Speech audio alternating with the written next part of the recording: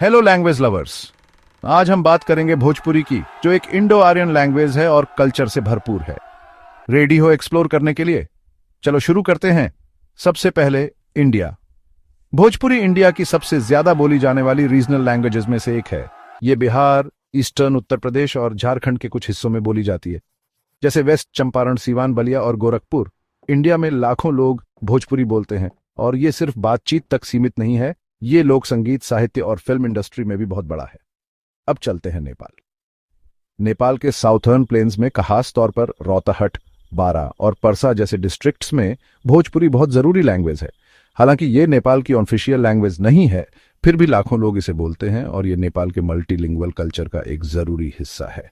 अब एक दिलचस्प बात, 19वीं और 20वीं सदी में ब्रिटिश राज के दौरान बहुत सारे इंडियंस, जिनमें भोजपुरी बोलने वाले भी शामिल थे, दुनिया के अलग अलग हिस्सों में गए। इसकी वजह से Bhojpuri Mauritius, Fiji, Suriname, Trinidad and Tobago और गुयाना जैसे देशों में फैल गई। मॉरिशस और फिजी में ये कल्चरल आइडेंटिटी का सिंबल है और सूरीनाम में इसे सरनामी भी कहते हैं, जो भोजपुरी और दूसरी इंडियन लैंग्वेजेस का मिक्सचर है। और बस यही नहीं, भोजपुरी यूएसए, कनाडा और यूके में भी पहुंच गई है, इंडियन और नेपाली लोगों की वजह से। यूएई और सऊदी अरेबिया जैसे गल्फ कंट्रीज में भी आपको भोजपुरी बोलने वाले लोग मिलेंगे जो इस लैंग्वेज को जिंदा रखे हुए हैं।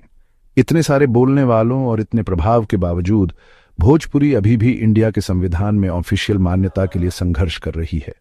वेस्टर्न, ईस्टर्न और साउथर्न भोजपुरी जैसी कई बोलियों के साथ ये एक विविध और गतिशील भाषा है।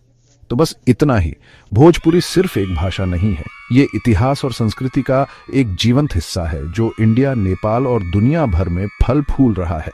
चाहे लोकगीतों के जरिए, रोजमर्रा की बातचीत में या सिनेमा में, भोजपुरी अपनी पहचान बना रही है। देखने के लिए धन्यवाद और भाषाओं की खूबसूरती का जश्न मनाते